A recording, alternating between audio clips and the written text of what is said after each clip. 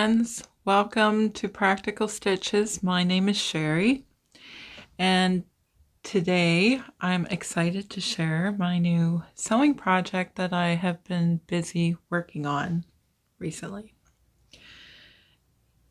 Now, you may be surprised to see this come up in your feed because I haven't filmed a video or a proper video for quite a while. I have been doing lives on Friday evenings, which is just a chat with the sewing community for people who are interested and who just want to talk about sewing things, and sometimes I try and make something. But recently I had, which I talked about on my live, so you would know about that if you participate. I had hip surgery recently and I am recovering, and it is taking a very long time. It was mid-December I had surgery, a complete hip replacement, and so that's why I'm in a new sewing area, because it was brought, my sewing room is downstairs and it was brought upstairs. My sister brought up quite a few things for me to work on so I wouldn't die of boredom during my recovery, because I am not working right now. I'm just healing, so you gotta have a project, you gotta have something to do. So I picked out some fabrics. She just brought bins up and I picked out some fabrics, and I've had these fabrics in my stash for quite a long time. And I knew I wanted to make a quilt out of them, but I couldn't decide on a pattern or a design. So I did make a block. I didn't like it, like a more traditional style of a block. I think it was like a wonky star or something, and I disliked it. It didn't turn out very well, and I didn't like it. So I had these fabrics plus the gray, and I really liked the big flowers in this. So I didn't want to cut the fabric too small. And anyway, so after I made that block, I got searching for strip piecing ideas because I thought it would be easier for me to cut it out and that it wouldn't be just cut strips. And I came across this. So I will link where I learned how to make this, because this isn't a tutorial on how to make this quilt. I'm just gonna tell you about it. And anyway, I really enjoyed making this, but figuring out how many to cut was a nightmare, because you sew this in a strip, like from here, oh, I can't even see, from here to here is a strip. So you have your, so you only cut 2-piece strips, and that is it. So you have a 9-inch and a 7, and these are all 2.5 wide. So I had quite a bit of fabric, and I thought, well, how big of a quilt do I want to make? Anyway, this is where I get messed up. My quilt math is awful, I'm just gonna say. And it's still not great. So I thought, well, I'll just cut so many. And I took a wild guess and I started sewing them together. And when they got long enough, I measured them. So this measures like 59 long. So this isn't a full-size quilt. This is a lap size quilt. I thought that would be easier for me to handle, a lap size quilt. So it's about 44, and I still have to add a border onto it, so it'll be about 48 to 62 or something when it's finished. Anyway, I'm getting sidetracked. So the quilt math, I couldn't figure out how long to make these and how many would go in a strip, because they look like this when you sew them together, like your strips. And then you have to cut them. You have to cut these little triangles off, which I do have one here cut, ready to roll. Here it is. So let me show you. So then this is what it looks like. So to figure out, I guess you'd have to figure out how long that is, which should be like 2 inches. I don't know. Anyway, not that we need to have a math lesson, but maybe we should. I cut way too many pieces. And I enjoyed sewing this together. Now, when I started this, I was not in the best shape after my surgery, so it took me a long time to cut the pieces out, plus I cut too many, so it took me the whole month of January to make this little tiny quilt. January, I thought, well, now that I have that sewn together, and I had so many strips left, that I thought, well, I'll make another one. Because I just had to count these to see how many were in a strip, which is 20. Or I'm calling this a row. So 20 of these and 20 of those. Anyway. So then I thought, well, I'll just cut exactly how many I need. So I drew a map to try and figure out exactly, because now I wanted to make another one without the gray in it. It's not, I like it because there is gray in here, and then I had this, and this has gray in it. I thought it looks really nice. It's looking kind of dull on the camera. It's in person, it's actually quite a bright yellow. So I thought that's more accurate right there. So I had 1 meter of this Moda grunge, which I'm showing you the wrong side. It has little bits of orange and splatters on it. So I thought that looked quite nice together. And I only had 1 meter of this,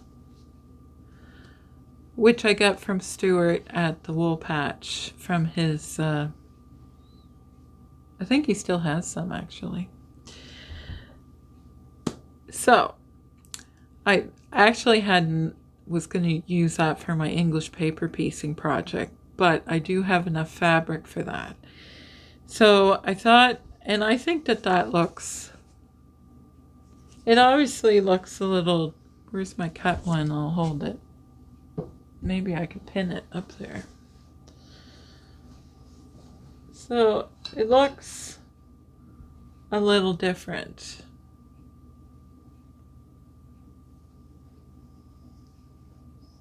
Make sure I'm holding that. So I quite like that. It's different than the other one. Same idea, just some different colors.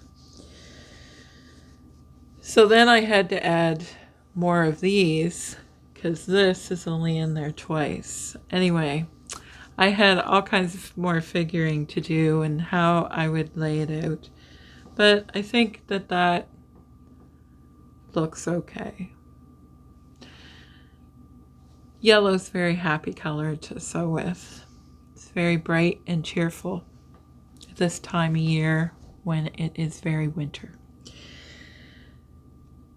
So yes, so I did that, and I almost have it all sewn together. And I just started the second one last week. So it's quite fun to sew these together. I am enjoying it. There's not a lot of thought that needs to go into it. I think I have a shorter one here. But I will link the video where I learned how to make this.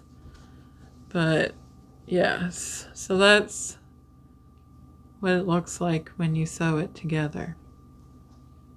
Now the only problem that I had, because I didn't quite follow the directions as I do, at the top, I'll see if I can move you up a little bit. So when you start your strips, let's see if we can move it a little bit. So when you start your strips, you start with a triangle, which used to be a square, and then you cut it in half and you end up with this. And you sew your, let's see if I can do this backwards. Nope, I can't. So you line up your, so this is your top, and you line it up, sew it, press it, and then you sew your next one on like this. You line up this edge every time, and you sew all your 7s on one side and you sew all your 9s on the other. So that's easy to put that in. But then when you're at the end and you cut these off, you now have a big triangle in here. And to sew that in there is very hard. So I'm talking about this up here. I did manage to do it without too much problem. But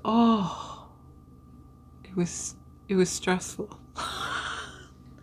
It's the only thing I had trouble with. I'm sure there's an easier way to do it. I had to hand sew them in and then sew them. It's just very hard to get this sewn in as good as the ones at the bottom. So where's the one that I just cut? I've already lost it. There it is. So this here is I think these are 4 inches to accommodate, because this triangle, that is longer than 2.5 inches, to accommodate this here. So I have to cut the top off, but I wanted to make sure, and I think that's gonna work. So to accommodate for that, so the next one, so I will have a seam here, but I think that's okay. It'll be less stressful than trying to get those perfect points. Perfect points. You can just see it right here on those.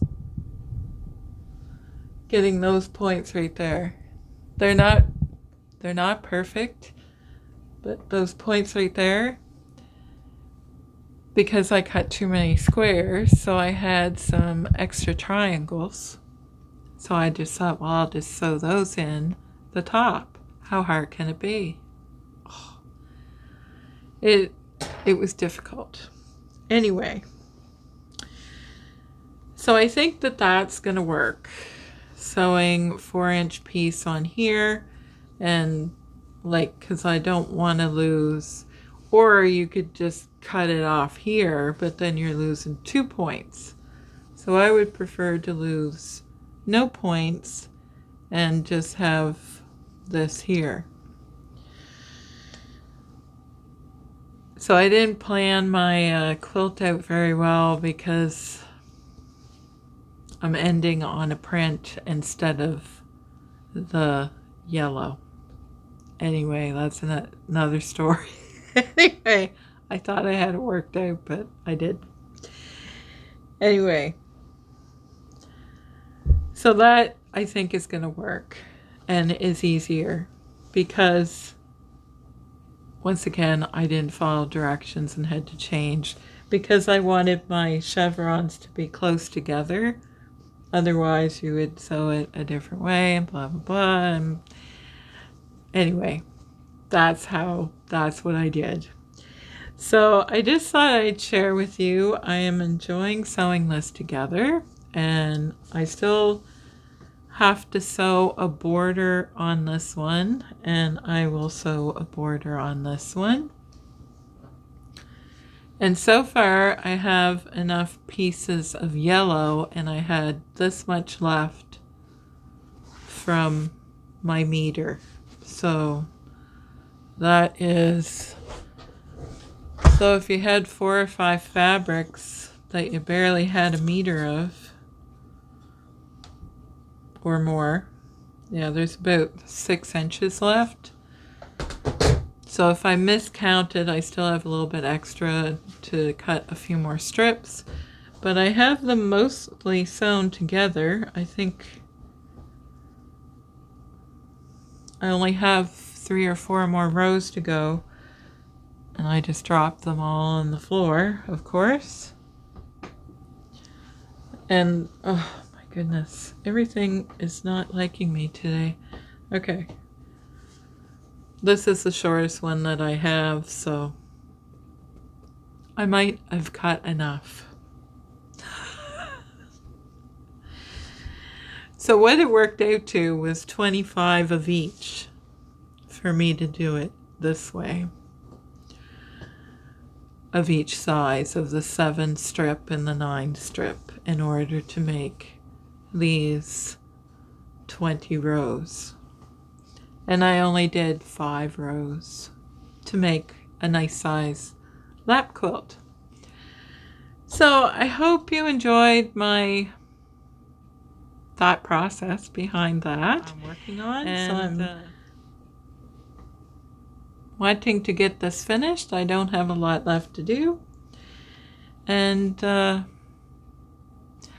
I actually don't have any quilt bat right now. I ordered it today, so since I now have 2, I do have quilt bat, but it's already, I only have enough for the project. So I ordered more quilt bat today because I do plan on making a few more projects similar to this idea, but a different design. So I'm having fun. There's the back if you want to see my sewing. And yes, I hope